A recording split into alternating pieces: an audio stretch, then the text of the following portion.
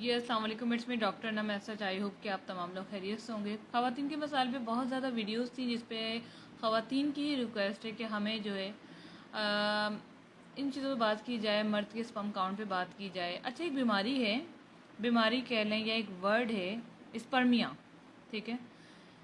अब ये क्या होती है, ये अक्सर रिपोर्ट में लिखा आता है, लेकिन बेचारी ख़वातीन को ये चीज़ समझ नहीं आ रही होती और वो इस चीज़ के लिए परेशान होती हैं। यहाँ पर आप देख सकते हैं कि एक तस्वीर में नॉर्मल स्पर्म है जो काफ़ी ज़्यादा क्वांटिटी में है, एक ये स्पर्मिया के जिसमें चंद हैं। स्पर्मिया क्या होता है कि इसमें आपके हस्बैंड के जो है स्पर्म काउंट बहुत कम होती है, बिल्कुल नहीं बन रही होती। यहाँ पर आप देख सकते हैं टोटल स्पर्म काउंट 10 है, अगर ये 1 पे चली जाए तो ये स्पर्मिया है। रैपिड मोटिलिटी 0 नील होती है, नॉर्मल फार्मोलॉजी और भी कम हो जाती है।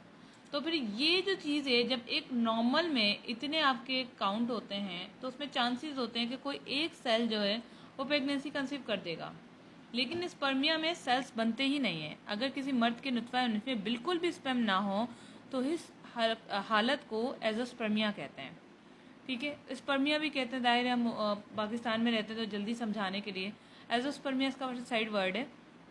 ये एक मर्दाना बांझपन की एक आम वजह है। एजोस्पर्मिया की दो अहम इकसाम होती हैं, जिसमें एक स्पर्म ऐसी होती है कि नालियों में रुकावट हो जाती है, यानी कि स्पर्म तो बनती है लेकिन वो रुकावट की वजह से नहीं जा सकती, और दूसरी ये है कि स्पर्म की पैदावार ही नहीं होती, टेस्टिकल इसको बढ़ा ही नहीं रहे होते। आसान अल्फाज में ये कह सकते हैं कि आपके हस्बैंड के जो हमल पैदा करने वाले जरासीम है वो ही नहीं बन रहे, जिसकी वजह से इन्हें एजोस्पर्मिया हो गया या स्पर्मिया। तो इसके लिए इसकी ट्रीटमेंट पूरी दुनिया में कहीं भी नहीं है, ठीक है। अगर आपको कोई कह रहा है कि मैं इसका इलाज गारंटी करता हूँ तो वो झूठ बोल रहा है, क्योंकि इसका गारंटी इलाज तो पॉसिबल ही नहीं है।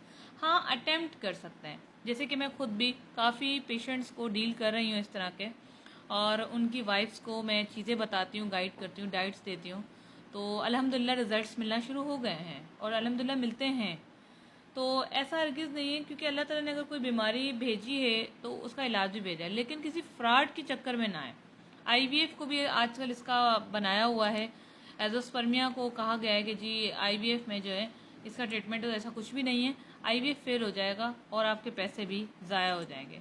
तो अगर आप इंटरनेट पे इसकी रिसर्च करें तो मजीद all medical use when there is no sperm educated it been observe, ये सारी चीज़ें आप नेट पर भी पढ़ सकते हैं। लेकिन बेस्ट यही है कि आप डाइट को फॉलो करें, जितनी अच्छी हो सके डाइट लें, और आप ट्रीटमेंट ले सकते हैं। अगर हर्बल मेडिसिन रिक्वायर्ड है तो आप हमसे भी रब्ता कर सकते हैं। शुक्रिया।